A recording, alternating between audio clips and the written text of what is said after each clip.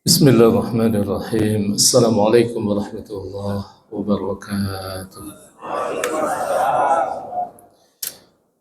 Alhamdulillahi rabbil alamin. Alhamdulillahilladzi bi ni'matihi tatimmus shalihat wa bi 'afwihi tukfaru dhunubu was sayyi'at wa bi karamihi tuqbalul 'ataya wal qurbat.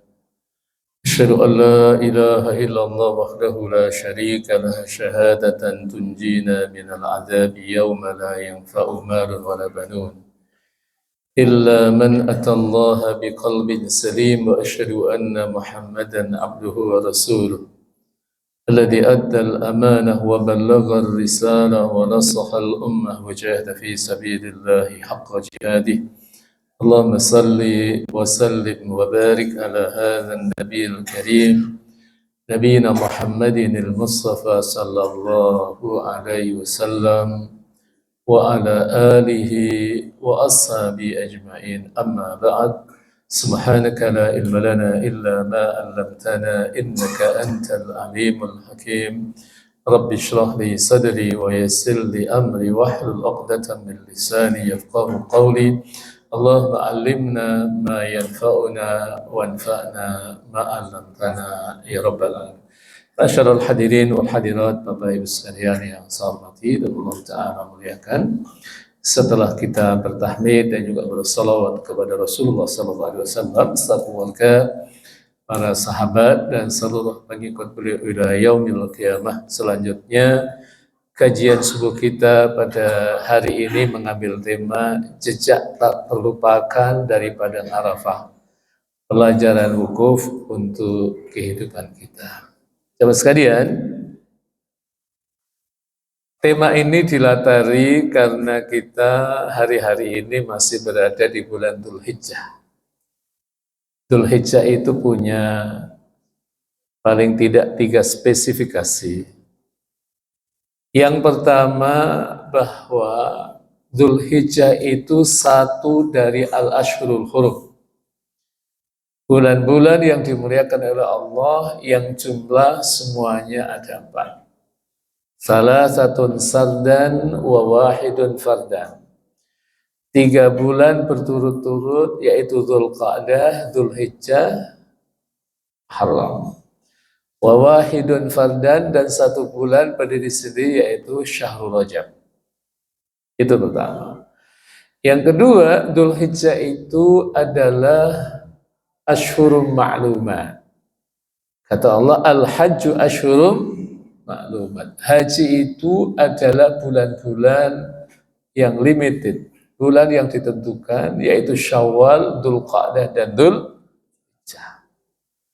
Yang ketiga, bahwa Dzulhijjah itu adalah akhir dari penanggalan Islam. Penanggalan Islam itu dimulai dari bulan Muharram, setelah Muharram bulan Safar, setelah Safar bulan bulan apa Pak Ibu? Nah, bulannya lupa. Bulan Rabiul Awal. Kalau Rabiul Awal setelahnya nggak usah saya tanya, pasti tahu. Rabiul Akhir atau Rabiul Tsani. Setelah itu Jumadil Awal, setelah itu Jumadil Tsani atau Akhir. Setelah itu Rajab, setelah Rajab Sya'ban, lalu Ramadan, setelah Ramadan Syawal, Dzulqa'dah, dan Dzulhijjah. Jadi Dzulhijjah memang punya spesifikasi yang sangat luar biasa, tapi selain dia memang akhir dari bulan Hijriah, tapi dia adalah bulan haji. Nah, di bulan haji itu Bapak sekalian, ada ibadah yang merupakan puncak haji. Apa itu? Wukuf. Kata Rasulullah SAW, Al-Hajju Arafah. Haji itu Arafah. Dan saya doakan mudah-mudahan Bapak Ibu sekalian tahun depan bisa haji semuanya. Amin. Saya tidak doakan tahun ini karena sudah selesai waktunya. Masa selesai masih didoakan kan? Karena memang haji itu luar biasa. Saya sering mengatakan haji itu tidak linear dengan kelimpahan harta. Logikanya kemarin saudara-saudara kita yang mereka sudah daftar haji furoda. Berapa itu Pak? Biayanya Pak haji furoda? Iya, sekitar 500 sampai 1 M lah itu ya. 1 M. Saya dulu masih murah. Saya waktu haji furoda tahun 2012 itu visanya alhamdulillah gratis, tapi biayanya masih 55 juta. Itu 2012. Sekarang sudah ya setengah M sampai 1 M. Luar biasa itu. Logikanya orang yang punya uang seperti itu kan bisa berangkat. Tapi ternyata faktanya mereka bisa berangkat atau tidak? Karena qaddarallah visanya tidak terbit. Tapi ada orang-orang yang mereka secara logika tidak bisa berangkat, akhirnya berangkat. Hari-hari ini kita menjadi saksi karena kita semuanya tahu dari media, dari medsos, kan ada anak muda yang dia kerjaannya setiap hari bersihin masjid. Tapi nggak tahu sampai ke masjid 10 salam atau tidak itu. Kayaknya belum sampai ya Pak ya. Itu gimana ceritanya? Kok kerajaan Saudi itu tahu ada anak muda yang setiap hari kerjaannya bersihin masjid? Tapi itulah kuasa Allah. Karena para jamaah haji dan jamaah umrah itu adalah tamu spesial Allah. Kalau hadisnya itu Rasul tidak menggunakan duyufur rahman. Tapi yang digunakan oleh Rasul SAW adalah wafd. Wafd itu tamu spesial. Kalau duyuf, dhaif itu adalah tamu biasa. Jadi dalam bahasa Arab itu kalimat-kalimat atau kata yang bersinonim itu punya makna yang penekanannya satu dengan yang lain itu berbeda. Saya kasih 2 contoh saja. Satu misalnya kalau Bapak Ibu sekalian membaca surat 66 ayat yang ke-8. Surat At-Tahrim. Itu kan ada anjuran untuk kita bertaubat. Ya ayyuhalladzina amanu tubu ilallahi taubatan. Ada tubuh itu bertaubat. Tapi ada kata yang bersinonim dengan taubat itu namanya inabah. Inabah. Surat yang ke-39 ayat yang ke-54. Wa anibu ila rabbikum wa aslimulah. Jadi tidak diperintahkan untuk bertaubat tapi berinabah. Apa bedanya antara taubah dengan inabah? Taubat itu Bapak sekalian orang menyesali dosa yang ia lakukan, ia mencabut, lalu tidak mengulangi kembali. Dan jikalau dimensinya adalah horizontal, kaitan dengan hablum minan nas, dia minta maaf atau minta keridhaan. Tapi orang yang bertaubat itu tipologi amal islaminya, ibadahnya itu standar-standar saja. Berbeda dengan orang inabah, orang yang berinabah adalah orang yang bertaubat dan sekaligus amal-amal islaminya, ibadahnya mengalami grafik peningkatan yang signifikan. Nah, itu namanya orang yang berinabah. Jadi dalam bahasa kita diterjemahkan sama kembalilah, ani bujurika kembali. Tapi penekanannya berbeda. Satu lagi, karena janjinya 2 Bang. Ada kata al-bukhlu dan ada kata asyuhu dalam soal lain itu. Wa amma man bakhila. Di situ ada kata bakhil. Nanti di surat 59 ayat yang ke-9 ada kata syuh. Wa may yuqa syuhha nafsihi faulaika humul muflihun. Siapa orangnya yang membentengi dirinya dari kepelitan. Bakhil juga pelit dan syuh juga pelit. Apa bedanya antara keduanya? Bakhil itu orang pelit sama orang lain saja. Tapi asyuhu itu adalah kebakhilan yang ekstrim. Kepelitan yang ekstrim. Kenapa dikatakan kepelitan yang ekstrim? Karena dia sama orang lain pelit, sama dirinya sendiri juga pelit. Aduh, ada atau tidak Bapak Ibu? Gajinya alhamdulillah di atas 20 juta, tidak ada indikasi diabetes, setiap hari makannya tahu tempe Pak. Itu kira-kira pelit atau pelit banget Pak itu? Masya Allah. Nah itu jamaah sekalian bedanya antara al-buhl. Nah jamaah sekalian rahimakumullah, jadi Rasul menggunakan kata wafat, tamu spesial. Maka anak muda itu akhirnya menjadi tamu kerajaan dan haji gratis. 1 bulan yang lalu saya ngisi pengajian di Jakarta Utara. Nah di komplek Bea Cukai. Saya habis ngimamin sholat subuh seperti ini, tiba-tiba Pak Marfudnya menemui saya. Pak Ustadz, alhamdulillah saya sudah haji. Kok ketemu sama saya kok laporan saya sudah haji gitu. Padahal saya nggak tanya Pak itu kan. Tapi kebahagiaannya luar biasa. Karena memang waktu itu kan berada di musim haji kan itu. Di bulan Dzulqa'dah, Dzulhijjah.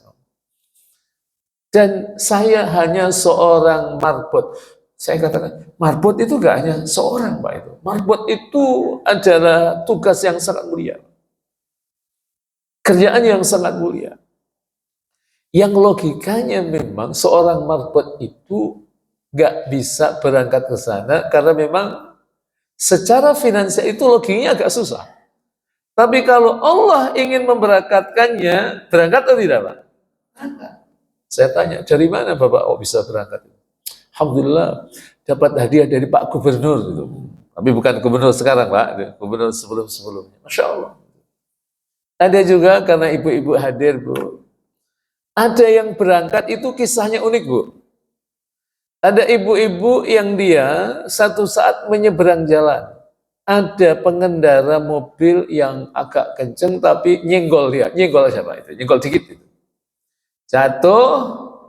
Dan memang ya harus dilarikan ke rumah sakit oleh pengendara itu. Dia minta maaf, Bu Haji, mohon maaf saya buru-buru tadi kesenggol. Ini kayaknya harus masuk ke rumah sakit dan saya obatin.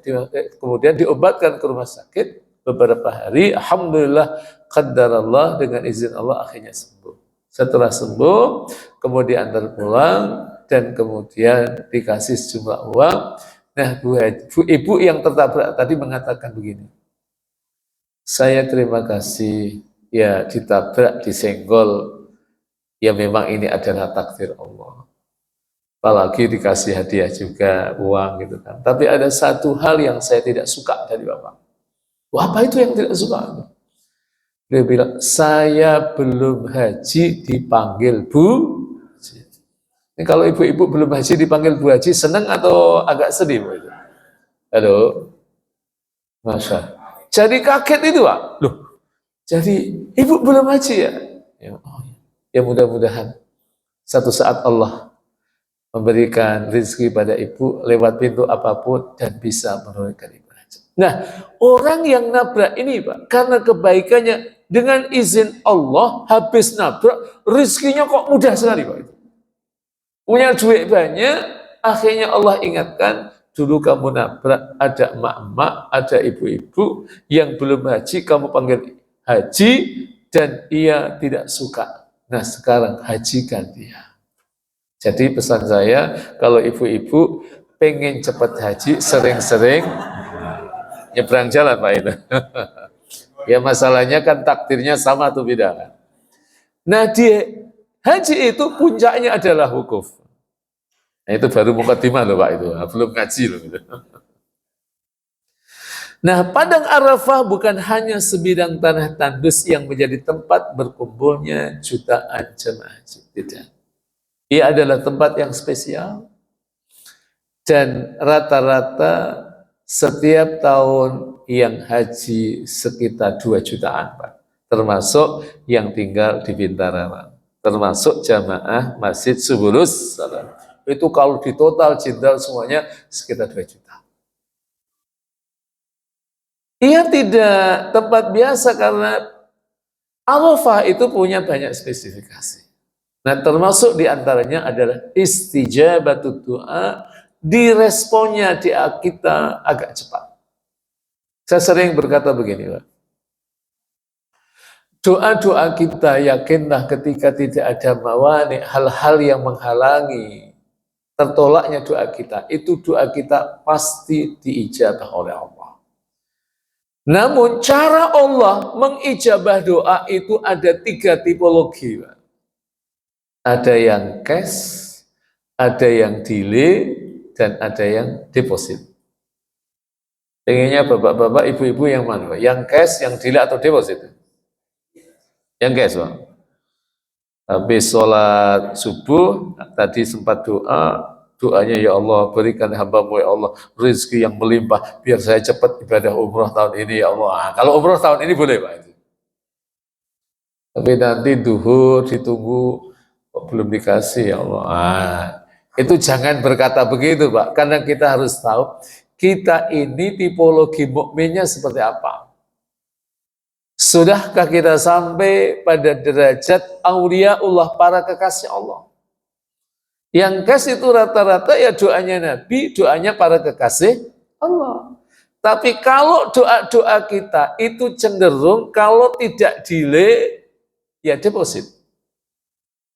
Artinya delay, ya nunggulah 1 pekan, nunggu 1 bulan, nunggu 1 tahun, nunggu 20 tahun. Kalau minta sama Allah berangkat haji, daftarnya baru besok, kira-kira dikabulkan nunggu berapa tahun, Pak, itu? Ya, 20 tahun itu. Ya memang ada realita-realita terkait dengan delay dikabulkannya doa-doa kita. Karena fakta sosial, fakta keagamaannya seperti itu. Nanti ada yang deposit, Allah tidak berikan kita di dunia, tapi Allah nanti berikan di akhirat. Itulah enaknya jadi seorang muslim. Nah, di Arafah itu doa kita insya Allah mustajab. Arafah adalah titik balik spiritual yang menjadi panggung salah satu rukun ibadah haji yang tak tergantikan. Kenapa? Karena ketika kita menunaikan ibadah haji dan tanggal 9 Zulhijjah, kita tidak berada di Arafah, maka dipastikan haji kita tidak sah. Maka Rasul mengatakan al-hajju Arafah. Haji itu Arafah. Makanya kita mengenal ada yang namanya safari wukuf. Jadi saudara-saudara kita yang pas tanggal 9 itu mereka sakit, biasanya dibawa oleh mobil, dibawa oleh ambulan, mereka masuk ke kawasan Arafah. Tujuannya apa? Agar mereka bisa melakukan puncak rukun haji, yaitu wukuf. Nah, jemaah sekalian, rahimakumullah wa a'azzakumullah ta'ala. Arafah adalah hari puncak rahmat Allah. Siapa di antara kita yang tidak membutuhkan kasih sayang Allah? Kita pasti membutuhkan kasih sayang Allah. Nah, Allah menyebut hari Arafah sebagai hari yang paling banyak dibebaskan dari neraka.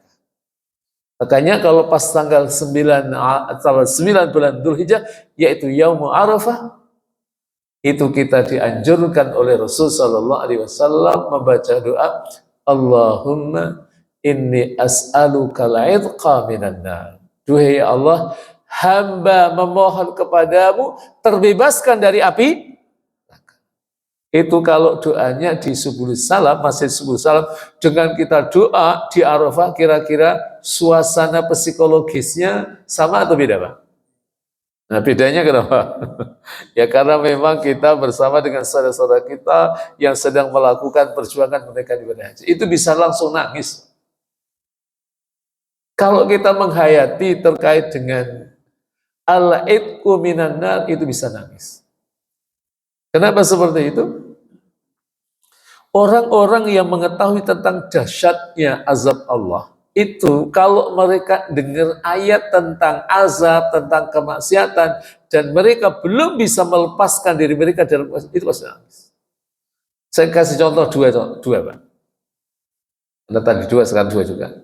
Satu sahabat Umar ibn Khattab radhiyallahu anhu.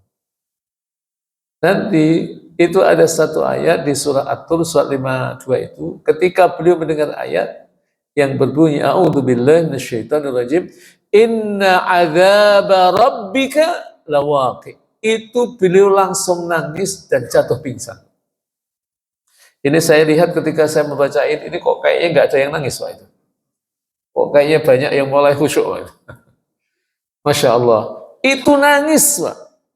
Kenapa? Dia tahu arti makna dari ayat inna adzaba rabbika lawaqi. Sesungguhnya azab Tuhanmu pasti terjadi. Dan apa komentar beliau tentang ayat itu? Ka'anna hadhil ayata nuzilat ilayya. Seakan-akan ayat itu Allah turunkan terkait dengan diriku. Umar ibn Khattab, Bapak sekali, itu kan tidak termasuk minas sabiqin al-awwalin.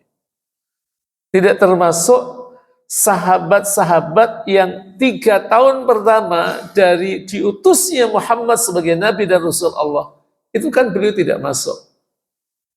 Karena apa? Keislaman sahabat Umar itu baru pada tahun 6 kenabian. Dan itu toh ada situasi yang memang ya kalau cenderung agak tidak sengaja, tapi tidak ada sesuatu yang tidak sengaja. Semuanya atas takdir Allah Ta'ala. Beliau sedang berjalan Pak, menuju ke rumah Rasul. Ketemu dengan orang yang satu kabilah dengan beliau dari Bani Adi. Ditanya itu sahabat, ya Umaru ila aina anta dzahib. Hei Umar, kamu mau kemana? Nah, oleh Umar dijawab, sa'adhabu ila baiti Muhammadin wa sa'aqtuluh. Saya akan pergi ke rumah Muhammad, saya akan bunuh dia. Oh, galak Pak Umar itu. Halo, ada yang galak atau tidak jamaah di Masjid Subul Salam? Ada yang galaknya kayak Umar kayak itu. Tapi beliau galaknya setelah masuk Islam, itu dalam konteks kedisiplinan dalam melaksanakan perintah, itu bagus juga Pak. Bagus. Jadi ada yang tipologinya galak, ada yang tipologinya lembut. Itu. Yang lembut itu kayak sahabat Abu Bakar. Nah, di sini banyak yang kayak Abu Bakar atau banyak yang kayak Umar bin Khattab. Halo, ini kayaknya nggak dijawab, saling melindungi satu dengan yang lain Pak ya. Masya Allah. Kalau dalam pandangan saya, dua-duanya itu perlu untuk kemaslahatan masjid. Orang lembut itu juga perlu, orang galak, orang disiplin itu juga perlu. Dua-duanya perlu. Tapi kalau dua orang ini bersinergi, itu menjadi satu kekuatan yang sangat luar biasa. Suami istri itu galak dua-duanya, kasihan anaknya, Pak. Iya kan? Aduh, kasihan anaknya tuh, Pak. Kasihan, Pak. Tapi kalau bapak ibunya dua-duanya lembut, itu juga nanti yang jadi korban anaknya juga. Makanya yang bagus itu silahkan lihat, biasanya suaminya galak, istrinya lembut. Atau istrinya itu suaminya lembut, istrinya galak. Yang banyak mana Bapak Ibu? Galak dua-duanya Pak itu. Repot itu. Istrinya yang galak, Masya Allah. Ini mah curhat Pak itu. Jadi jamaah sekalian, rahimakumullah wa a'azzakumullah. Itu Umar, dan kemudian beliau akhirnya nggak jadi ke rumah Rasul, malah kemudian ketika ia dikasih tahu bahwa adik kandungnya Fatimah bintul Khattab itu masuk Islam, nggak jadi Pak. Lantas yang menjadi pertanyaan, pintu masuk adiknya masuk Islam itu dari mana? Dari suaminya. Suaminya namanya Sa'id bin Zaid. Sa'id bin Zaid, yang mana beliau termasuk dari 10 sahabat Rasulullah SAW dijamin masuk surga. Ada sahabat Abu Bakar, ada sahabat Umar, ada Utsman, ada Ali, Talha bin Ubaidillah, Zubair bin Awwam, Sa'ad bin Abi Waqqas, Sa'id bin Zaid, Abdurrahman bin Auf, Abu Ubaidah bin Jarrah. Bisa menyebutkan 10 ini Pak? Agak susah Pak ya, Masya Allah. Karena jamaah itu kadang-kadang kalau saya suruh ngafal, udah Ustadz aja yang ngafalin, saya yang dengerin aja, Masya Allah. Kalau jamaah di sini kayak gitu atau beda Pak itu? Sama ya, Masya Allah. Saya biasanya kalau habis ngajar seperti ini, saya kasih beberapa buku PDF itu ya. Aduh kayaknya kita nggak sempat, Ustadz aja yang baca. Saya kasih tahu aja itu, Masya Allah, Masya Allah. Luar biasa itu jamaah itu. Nah, jamaah sekalian, rahimakumullah. Akhirnya beliau itu mendengar firman Allah, ayat Al-Quran yang dibaca adiknya.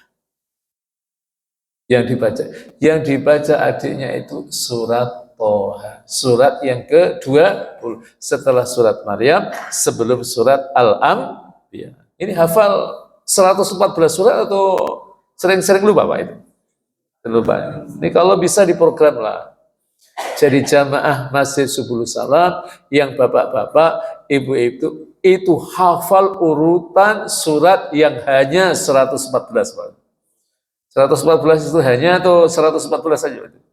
Pakai hanya atau nggak usah Pak itu? Masya Allah, Masya Allah. Itu kalau bisa Pak. Saya ngajar ibu-ibu itu. Itu Alhamdulillah. Mereka punya program menghafal urutan surat Al-Quran 114. Jadi kalau saya tanya surat ini, surat keberapa, itu langsung bisa jawab Pak. Ya mudah-mudahan ini bisa diduplikasi oleh jamaah Masjid Subul Salam. Amin, insyaAllah. Nah, itu Pak. Jadi Umar itu akhirnya luluh dengan firman Allah di surat Toha, karena surat Toha itu indah. Indah tidak hanya pada aspek sajanya, tapi juga sekaligus pada aspek muhtawanya, isinya. Isinya itu indah. Karena Umar itu juga sering ke pasar Ukal. Pasar Ukat itu adalah pasar di mana kalau orang-orang Arab mereka suka mengeksploitasi kemampuan mereka dalam bidang syair. Tapi apa yang didapati oleh Umar antara apa yang ia dengar dari untian-untian bait syair di pasar Ukat dengan apa yang ia dengar dari adiknya, yaitu yang membaca surat Toha, itu jauh sekali. Jauh sekali. Ini pasti bukan perkataan manusia, tapi itu adalah perkataan Tuhan. Akhirnya dengan izin Allah, singkatnya dia masuk Islam dan kemudian menemani Rasul, dan awalnya Rasul, ketika sedang bersama dengan sahabat, sahabatnya agak gundah, tapi setelah akhirnya Rasul menemui Umar, dan ternyata keperluan Umar adalah beliau ingin menyatakan keislaman. Hanya boleh masuk Islam. Nah, itu jemaah sekalian, bagaimana Umar itu berinteraksi dengan orang. Ada satu lagi namanya Ali bin Fudail bin Iyad. Fudail bin Iyad itu masyhur adalah qadhi yang sangat-sangat adil. Nah, beliau itu satu saat mendengar firman Allah di surat yang ke-23 ayat yang ke-106. Qalu rabbana ghalabat alaina shiqwatuna wa kunna qauman dhalin. Ini kok nggak ada yang nangis Pak? Nggak ada yang nangis Pak ya? Masya Allah. Itu Ali bin Fudail bin Iyad, itu ketika bapaknya membaca ayat itu, beliau langsung jatuh pingsan. Nggak kuat. Qalu, mereka berkata, Rabbana, wahai Tuhan kami, ghalabat alaina shiqwatuna, kejahatan itu telah membelengguku, wa kunna qauman dhalin, dan kami adalah kaum yang sesat. Gak kuat, jatuh pingsan, dan bahkan kemudian beliau meninggal dunia.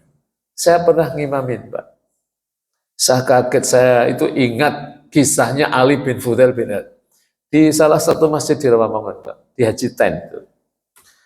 Jadi saya waktu itu membaca ayat yang saya baca di rakaat kedua tadi, soal munafikun, ayat 9 sampai ayat yang ke-11. Itu kan di ayat yang ke-10-nya, wa anfiqu mimma razaqnakum min qabli ayyatiya ahadakumul. Itu saya membaca ayat ahadakumul maut, di belakang saya ada orang jatuh. Berat gitu Pak. Ini betul ini Pak, ini betul. Setelah itu ada suara apa kayak orang ngorok gitu kan. Kayak ada orang yang jelang-jelang sakaratul mautnya. Akhirnya alhamdulillah ada 2 jamaah yang menolongnya Pak. Saya karena itu rakaat pertama, akhirnya rakaat kedua langsung kulhu Pak itu. Nah, dipercepat, ini kan ada yang jatuh kan.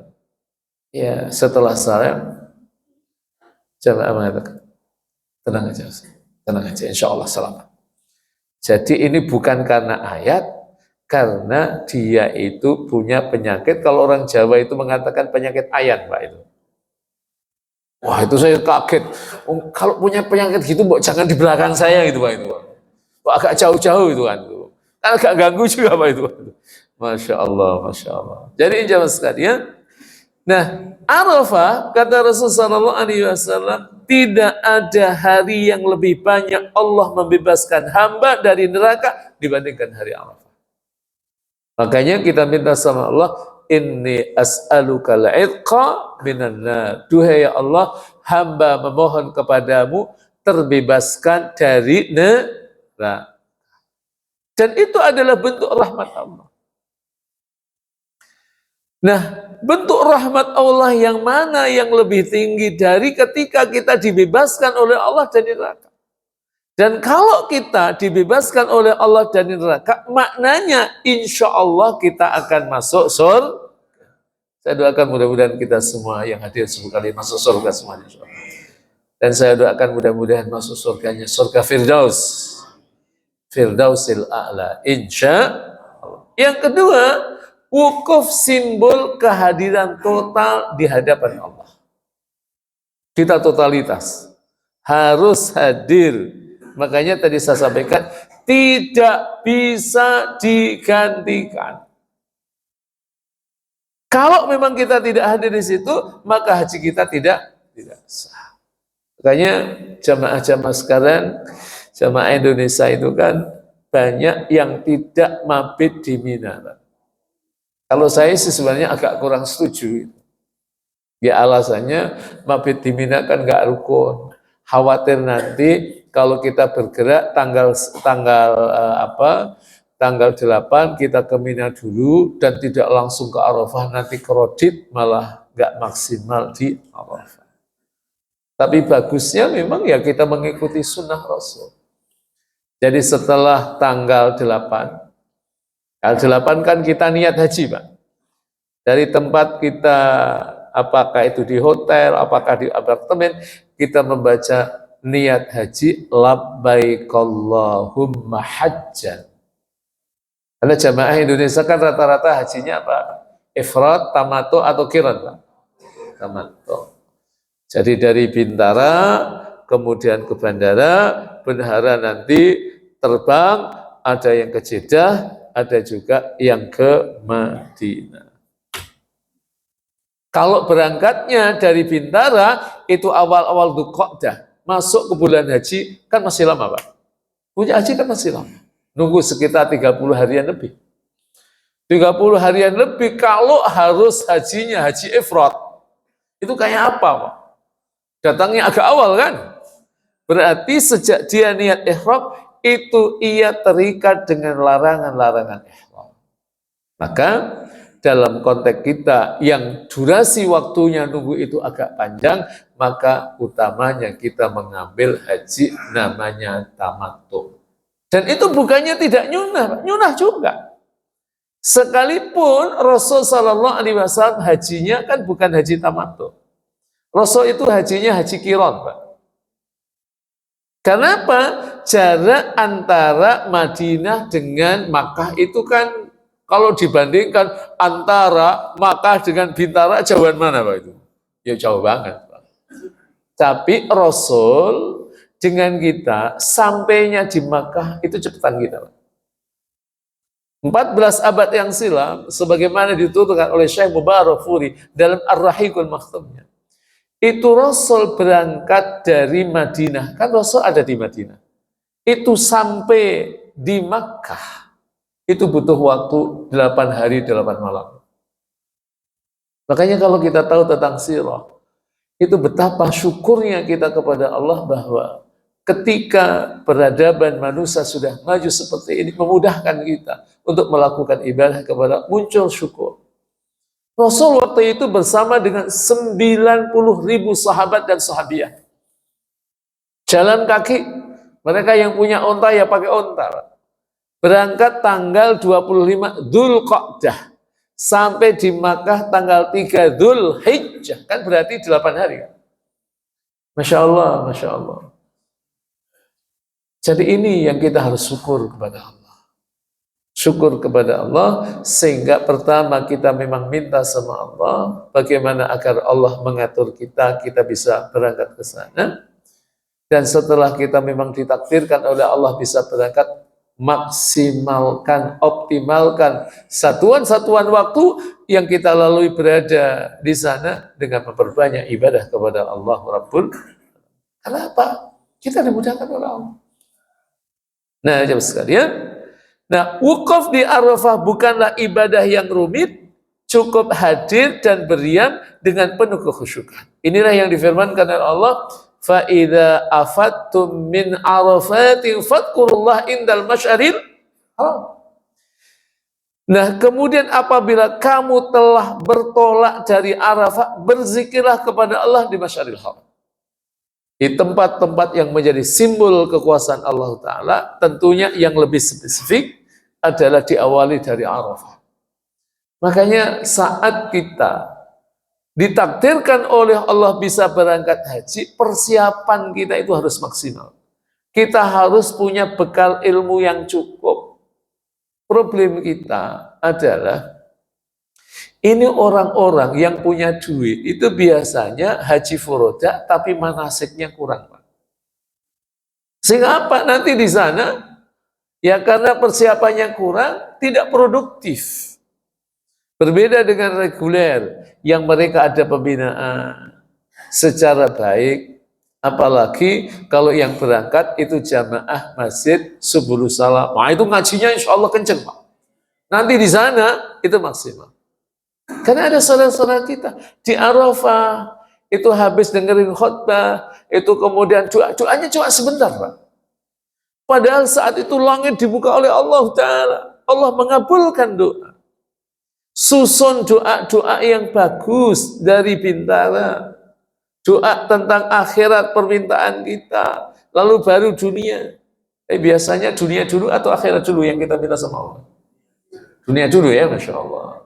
Masya Allah. Dunia itu sebentar, Pak.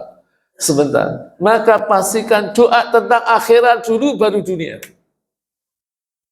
Nah, baru setelah itu kalau kita sudah lelah, sudah capek, minta sama Allah. Nah, ganti dengan zikir. Zikir kemudian kita lelah, kita ganti dengan baca Quran. Jadi sehari itu memang waktu kita benar-benar waktu yang produktif. Terutama perbanyak zikir. Tapi baca subhanallah, subhanallah, subhanallah. Itu kan juga capek juga, Pak. Butuh variasi. Ya baca Quran. Baca Quran, nanti selesai baca Quran, zikir lagi gitu. Setelah zikir, doa lagi gitu. Jadi ini, sehingga waktu kita benar-benar Nah, jemaah sekalian, yang ketiga, bahwa doa di Arafah adalah titik perjumpaan antara langit dan bumi. Maka dikatakan Rasulullah SAW bahwa khairud doa ad-doa fi yaumi Arafah. Sebaik-baik doa adalah doa saat berada di hari Arafah. Makanya saya tekankan, jangan kita memubazirkan waktu kita. Apalagi waktu-waktu seperti itu digunakan jagong, Pak. Jagongnya itu nanti kalau kelamaan mulai gibah. Yang digibahin siapa? Wah, temannya itu. Setelah temannya siapa? Kepala regunya itu. Setelah kepala regunya apa? Orang-orang kemenak, Pak. Halo? Gibah itu kan penyakit sosial, penyakit keagamaan yang sangat berbahaya. Makanya tadi waktu saya ngimamin kan baca larangan tentang gibahan. Surat 49 ayat 12. Ya ayyuhalladzina amanu ijtanibu katsiran minadh-dhann inna ba'dadh-dhanni wa la tajassasu wa la yaktab ba'dukum ba'. Janganlah sebagian kalian itu bergibah kepada sebagian yang lain. Ini biasanya yang suka gibah bapak-bapak atau ibu-ibu. Halo? Bapak-bapak atau ibu-ibu? Atau dua-duanya, Pak itu? Oh, Masya Allah, Masya Allah. Yang ibu-ibu bilang bapak-bapak, yang bapak-bapak bilang ibu. Ya, kalau gitu ya dua-duanya, Pak. Itu. Masya Allah, Masya Allah. Jangan terbiasa, Pak. Terutama di masjid. Ya, saya pengurus masjid juga, sehingga saya tahu. Saya bangun di tempat kami itu budaya namanya tanasuh. saling menasihati. Jadi kalau ada sesuatu yang kurang, tolong jangan diomongi kejelekannya di belakang. Kalau kejelekannya itu benar, itu namanya gibah, itu terlarang. Tapi kalau yang diomongin nggak benar, itu namanya fitnah. Nah, itu malah lebih dahsyat lagi. Jadi budayakan tanasul. Kalau ada sesuatu yang tidak kita sukai, ngobrol. Apalagi kalau ngobrolnya mungkin di rumah makan. Habis kita traktir makan, nasihati dia. Itu insya Allah diterima atau ditolak? Ditolak. Karena apa? Habis ditraktir makan Pak itu. Jadi Masya Allah, Rasul Sallallahu Alaihi Wasallam dakwanya juga dulu tidak langsung menyampaikan nilai-nilai Islam. Bapak Ibu nanti kalau membaca di kitab-kitab sirah, fiqhus sirah, Dr. Said Ramadan Al-Buti, As-Sirah An-Nabawiyah, Ibnu Hisham, itu akan mendapatkan fakta bahwa Rasul ketika turun kepada beliau ayat wa andir ashiratakal akrabin, berikanlah peringatan kepada sanak kerabat kamu yang dekat-dekat. Itu Rasul, itu menghimpun mereka. Ada sekitar 40-an keluarga beliau, itu kemudian sahabat Ali itu diperintahkan menjadi panitianya, Pak. Disiapin makanan. Nah, pertemuan pertama, Rasul nggak berbicara apapun bahwa beliau adalah seorang nabi, enggak. Pokoknya acaranya makan-makan aja, Pak. Kita ini kan kadang-kadang ingin tetangga kita agar cepat baik seperti kita. Ada yang namanya istijal, terburu-buru, Pak. Terburu-buru, dakwah itu butuh kesabaran. Bagaimana agar dia mau melakukan kebaikan yang bersifat sosial. Semuanya mengatakan itu adalah baik sebelum kita mengajak kepada kebaikan dalam perspektif Islam.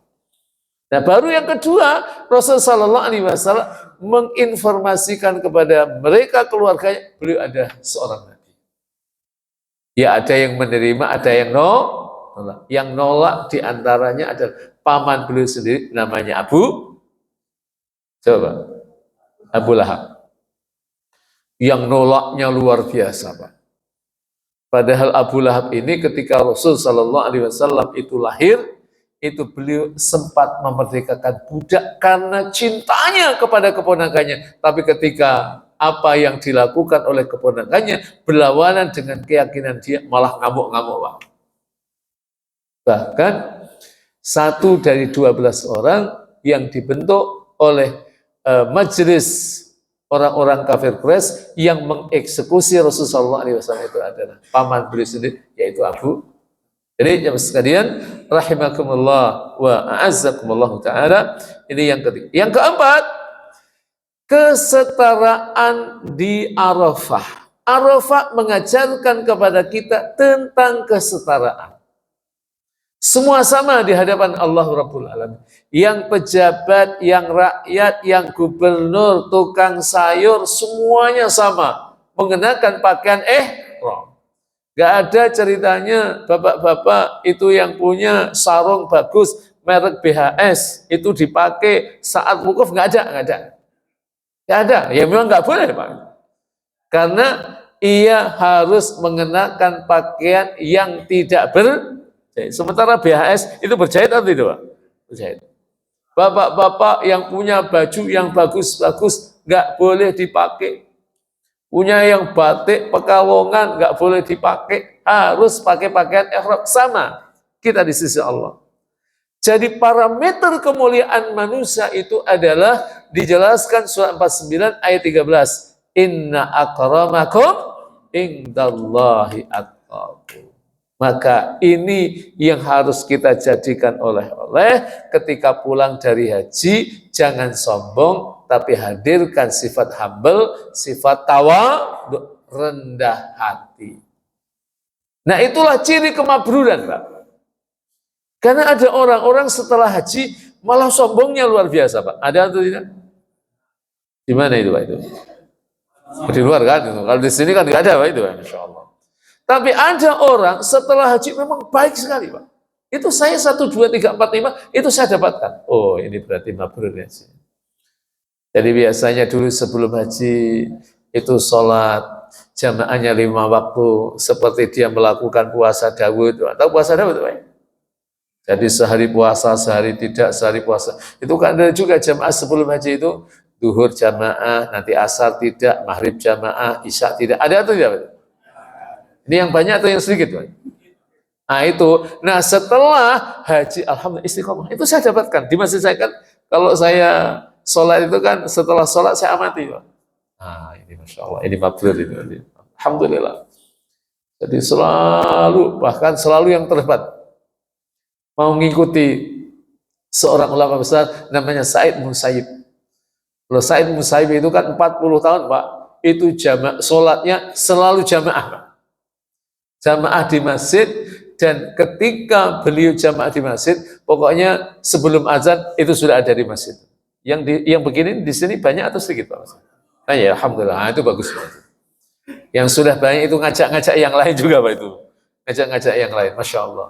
Nah, jamaah sekalian, rahimakumullah, sifat humble, tawadhu, ini adalah oleh-oleh yang harus kita bawa, kita pegang, kita istiqomahi dari pelajaran wukuf di Arafah, mengajarkan kepada kita kesetaraan. Kita sama di sisi Allah. Dan orang sombong itu juga nggak enak juga. Lalu enak atau tidak, Pak? Nggak enak. Tapi orang sombong itu kan ada embrionya. Embrionya apa? Biasanya kena riak dulu. Setelah kena riak, kena penyakit sum'ah. Setelah kena penyakit sum'ah, biasanya kena penyakit ujub, merasa dirinya the best. Nah itu biasanya, kalau itu tidak cepat-cepat di laundry, dibersihkan, maka biasanya akan terkena penyakit namanya sombong. Jadi jemaah sekalian, hidup ini bukan perlombaan status, tapi perlombaan takwa, Pak. Tapi ini yang sering dilupakan, perlombaan menggapai derajat kemuliaan kita di sisi Allah, bukan perlombaan status. Tapi yang cenderung diperlombakan oleh manusia itu takwa atau status, Pak. Status.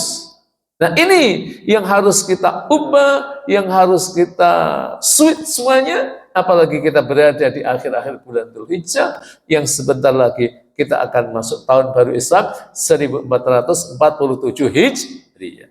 Yang kelima, wukuf sebagai simulasi padang mahsyar. Jadi para ulama kita menyebutkan bahwa wukuf di padang mahsyar itu adalah miniatur hari kiamat.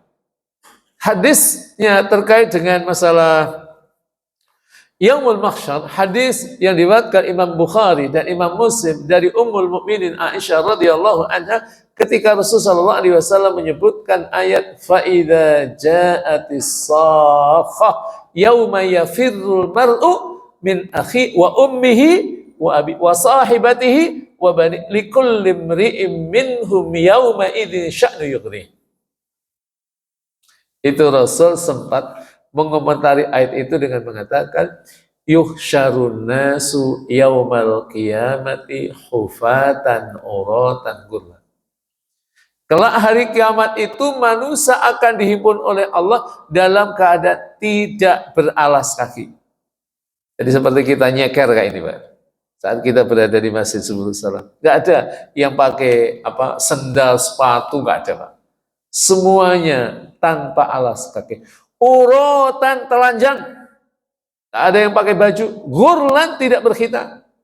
Ketika Ummul Mukminin Aisyah mendengar ungkapan Rasul bahwa mereka di Yaumil Mahsyar itu mereka dalam keadaan telanjang, itu Ummul Mukminin Aisyah bertanya pada Rasul, ya Rasulullah, ar-rijal wan nisa, yang kumpul kok telanjang itu laki dan perempuan? Nah, pertanyaan Ummul Mukminin Aisyah, ayandur ba'duhum ba'd, akankah sebagian dari mereka itu melihat aurat lawan jenisnya? Apa kata Rasul?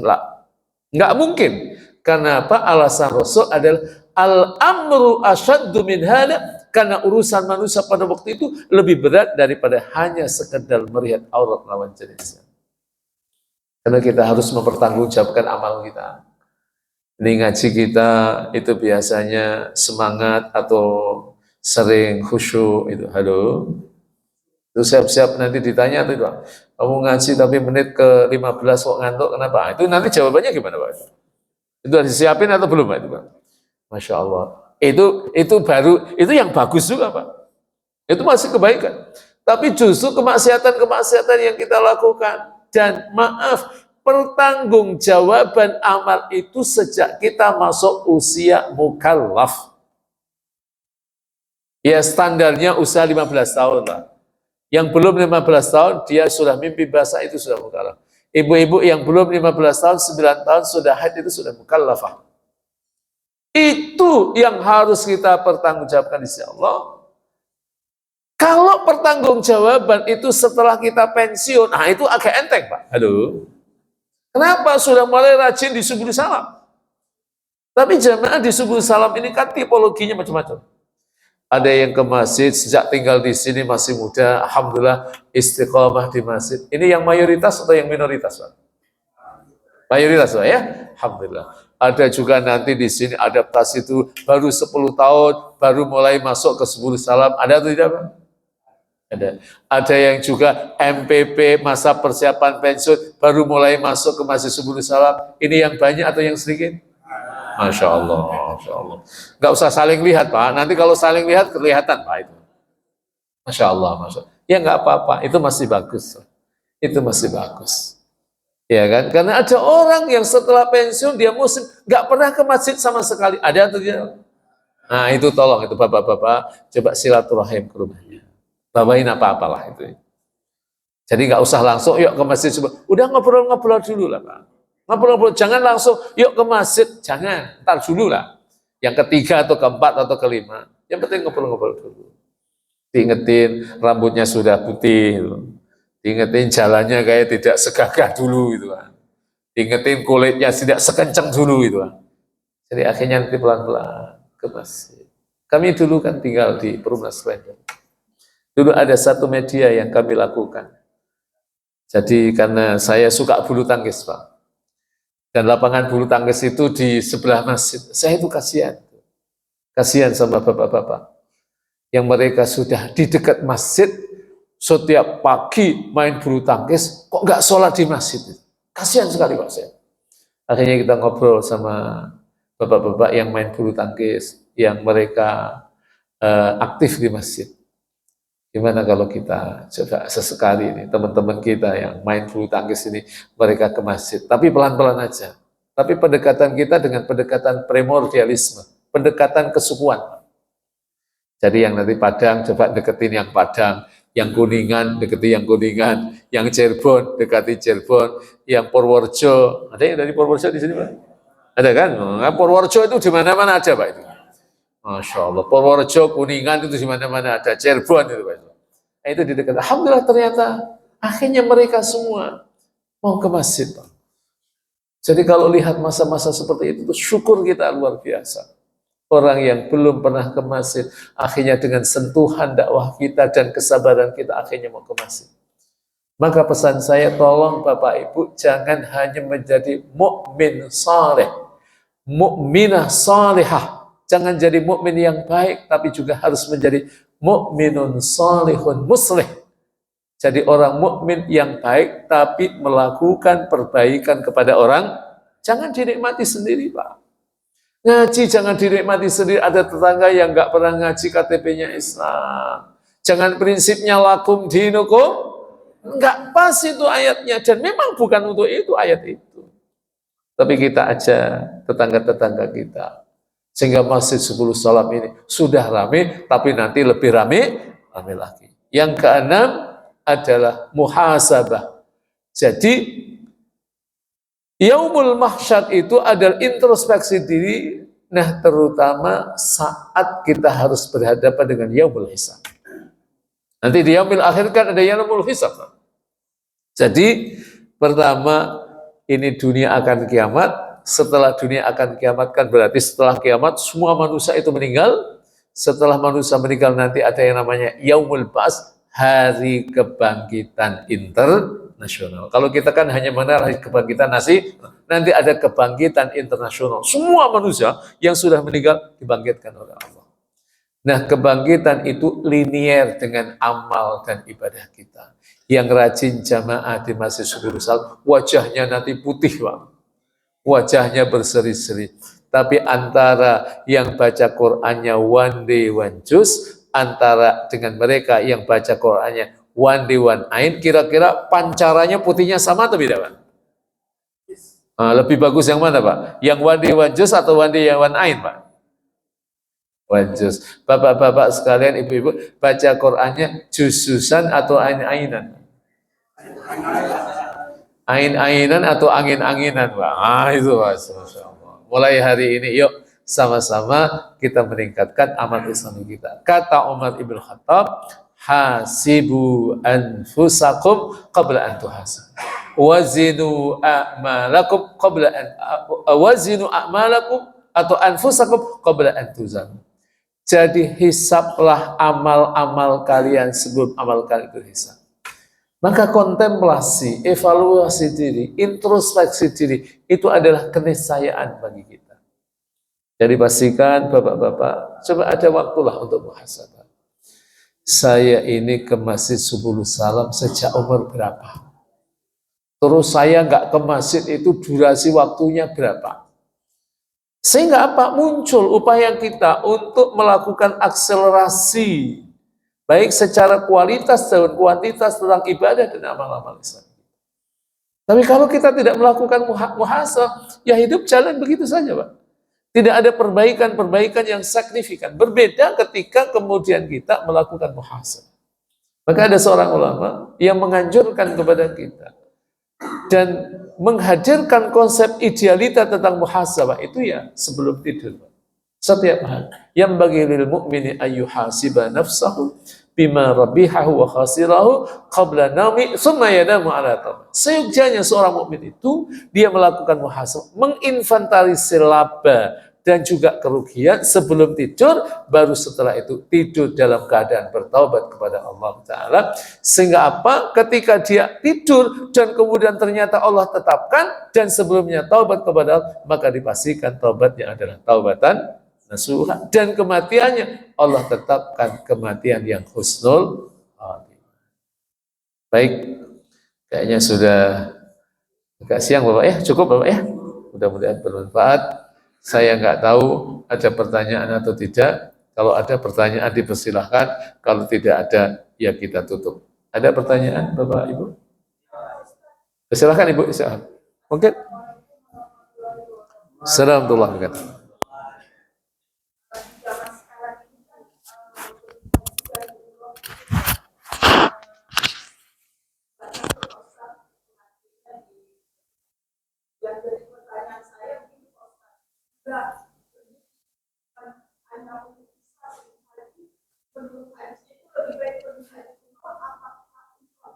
Iya.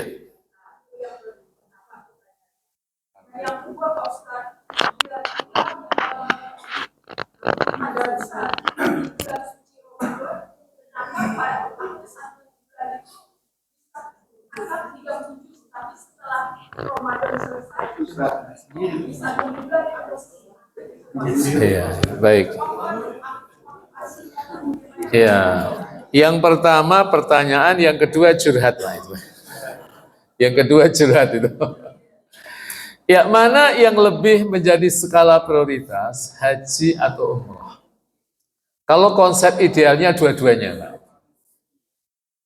Kalau konsep idealnya, ini memang masalah debatable di kalangan para ulama. Tapi saya lebih cenderung, kalau punya uang, yang penting daftar dulu. Soal kemudian durasi waktunya, itu harus tunggu bertahun-tahun, itu masalah lain.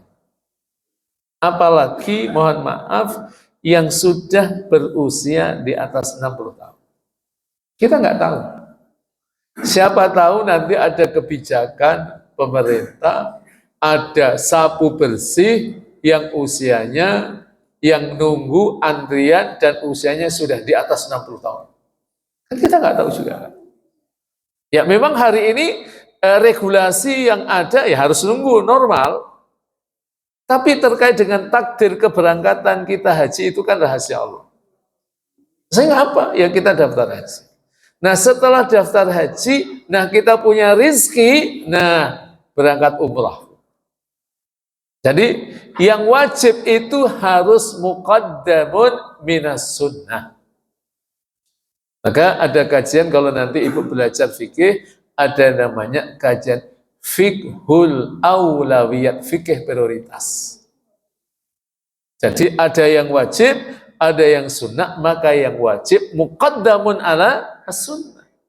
Kan ada saudara-saudara kita misalnya, di mana ini orang rajin sholat malam, tapi subuhnya jam 6 kurang seperempat. Ini kan salah. Mestinya dia fokus yang wajib sholat subuhnya tepat waktu berjamaah, baru setelah itu dia membangun yang sunnah. Ada juga mohon maaf yang rajin infak tapi nggak pernah zakat. Ada atau tidak? Ini kenapa nggak dijawab Pak? Rajin infak rajin, tapi zakatnya nggak pernah. Mestinya diurus dulu zakatnya, zakat selesai baru infak. Karena apa? Zakat statusnya adalah hukumnya wajib, sementara infak sedekah itu hukumnya sunnah. Jadi al-wajibu muqaddamun ala sunnah. Yang wajib harus kita dahulukan. Inilah kenapa problem banyak masjid yang punya masalah, karena UPZ-nya tidak maksimal. Tapi kalau UPZ-nya itu dimaksimalkan, memberikan edukasi kepada jamaah, terutama yang memang maaf, yang wajib zakat harus zakat. Itu masjid luar biasa. Jadi ibu, kalau dalam pandangan saya, yang penting daftar dulu. Sekalipun kemudian nanti nunggunya panjang, nah kita akan berharap ada takdir baik pada kita. Allah memberikan kemudahan-kemudahan, mungkin karena ada pertimbangan usia, Allah bisa, pemerintah bisa membantu kita melakukan akselerasi, melakukan percepatan, tidak harus tunggu 20 tahun, mungkin nunggunya cuma 5 tahun. Mungkin atau tidak, Pak? Tidak ada sesuatu yang tidak. Apalagi nanti kalau misalnya yang menterinya itu salah satu ustadz yang ngajar di Masjid Subul Salam. Nah, itu kebijakannya kan bisa Pak itu. Ini bapak-bapak sudah nih kayaknya ustadz pengen jadi menteri, enggak Pak itu? Enggak lah. Udah cukup ngajar di Masjid Salim udah enak Pak itu. Jadi menteri itu pusing juga Pak itu mereka Pak. Yang kedua Ibu, yang kedua terkait dengan habis Ramadan kok malah ibadahnya kendor. Yang biasanya Ramadan itu biasanya bisa khatam minimal sekali, tapi bulan Syawal kok baca Qur'annya berhenti di surat Al-Baqarah Pak itu. Aduh. Dikit atau banyak Pak? Ini memang masalahnya banyak hal. Yang pertama, kemampuan kita dalam memanage spirit ibadah kita. Tapi memang waktu itu juga mempengaruhi. Jadi kalau Ramadan ini kan memang dijelaskan Rasulullah SAW, pintu surga lagi dibuka, pintu neraka, setan-setan lagi dibelenggu. Nah, Syawal dilepas atau masih dibelenggu, Bu? Oh, dilepas ya. Jadi situasi seperti itulah yang kemudian kita harus sama-sama hadapi dengan sikap bijak. Tipsnya bagaimana? Ya kita minta sama Allah agar kita bisa istiqamah. Allahumma inni as'alukal istiqamata fil khair wa fil ibadah. Duhai Allah, anugerahkan kepada hamba-Mu agar bisa istiqamah dalam ibadah, dalam kebaikan. Sehingga apa? Jadi masuk bulan Syawal kita tetap baca Qur'annya one day, one juz. Tapi itu tergantung kepada kebiasaan.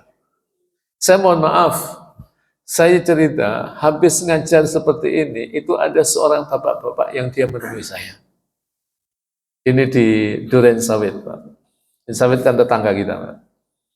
Itu dia bilang begini, Pak Ustadz, alhamdulillah, saya sudah masuk usia pensiun bulan ke-6, Pak.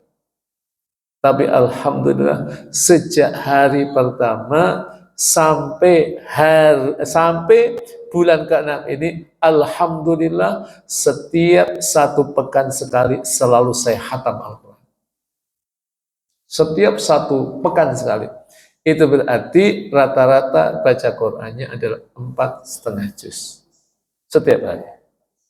Tapi orang seperti ini sebenarnya yang saya temukan ada orang yang lain. Waktu saya di kampung, bapak saya itu ada tamu, Karena bapak saya pas ada lagi kegiatan, saya kemudian temui dulu. Tamu itu cerita sama saya, alhamdulillah, saya setiap hari rata-rata baca Quran 7 sampai 8 juz. Kalau di sini paling banyak berapa juz, Pak? 10 itu. 10 itu maksudnya apa itu? Oh, Masya Allah, Masya Allah. Jadi maksud saya, ya kalau memang kita tidak bisa seperti itu, ya paling tidak ya memang kita perhatikan one day one juz. One day one juz. Tapi memang untuk one day one juz istiqomah itu kan, ya tidak gampang juga. Ada juga nanti malah one week one juz, Pak. One week one juz. Saya pernah ngisi, Pak, ada alumni, temu alumni. Itu rata-rata usianya udah 58, 59, 60. Itu bagus juga. SMA 27 atau mana Jakarta itu. Yang di Tebet itu, Pak. 27 atau 26 itu, Pak. 26, Pak. 26. Nah, itu saya pernah diminta. Jadi itu bagus. Mereka programnya bukan one day one week one juz. Karena tidak semuanya mereka baca Qurannya sudah bagus. Tapi one week one juz sudah bagus. Tapi yang menarik, Pak, Ibu, itu mereka punya program. Jadi one week one juz, nanti setiap tahun mereka punya program musabaqah tilawatil Quran. Jadi dilombakan antar teman-teman mereka. Dan itu hadiahnya yang menarik. Hadiahnya umroh untuk juara 1. Nah, silakan nanti kalau bapak-bapak misalnya di sini mau ngadain lomba itu. Tapi syaratnya yang juara 1 dapat umrah itu mereka sepakati yang belum haji dan belum umrah. Aduh, tetap semangat kalau diadain di Subul Salam atau agak kendor juga, Pak. Masa usul haji kalau gitu nggak usah gitu kan. Nah itu bagus, Pak. Dan yang dapat fase itu cerita sama saya, alhamdulillah Ustaz, Masya Allah. Saya akhirnya bisa ke Makkah, ke Madinah, karena fasilitas teman-teman. Ya, yang namanya alumni, usia sudah mau pensiun, tapi kan mereka rizkinya ada yang banyak, ada yang rizkinya banyak-banyak itu, infaknya itu banyak-banyak. Alhamdulillah, setiap tahun itu. Ini luar biasa. Dan kalau tadi saya bicara tentang marbot, tentang orang-orang yang memang ngurus masjid, ya buat program umroh untuk marbot masjid. Misalnya umroh untuk, ya pokoknya yang ngurus masjid lah. Taruh kota aja, Pak. Kota aja, kemudian ada krisnya. Siapa tahu ada tamu yang baik itu. Kalau ada tamu yang baik itu nggak usah nunggu berbulan-bulan, Pak. Wah, ini kayaknya program bagus. Udah, saya aja nyumbang 1 orang. Itu cepat selesai, Pak. Dicoba aja itu. Jadi agar apa? Yang ngurus masjid itu juga mendapatkan perhatian yang sangat luar biasa. Kalau masjid-masjid yang gede itu kan saya tahu. Seperti Masjid Musyawarah di Kelapa Gading itu kan memang ada program khusus untuk memberangkatkan ya mereka, ya para karyawan-karyawan yang ada di masjid. Tapi dicobalah. Saya nggak tahu sudah ada atau belum itu. Sudah ya, alhamdulillah. Tinggal nerusin saja, mudah-mudahan istiqomah. Dan itu menjadi jariah Bapak Ibu sekalian. Baik, saya kira ini subhanaka bihamdik nasyhadu an la ilaha illa anta nastaghfiruka wa natubu ilaik. Wassalamualaikum warahmatullahi wabarakatuh.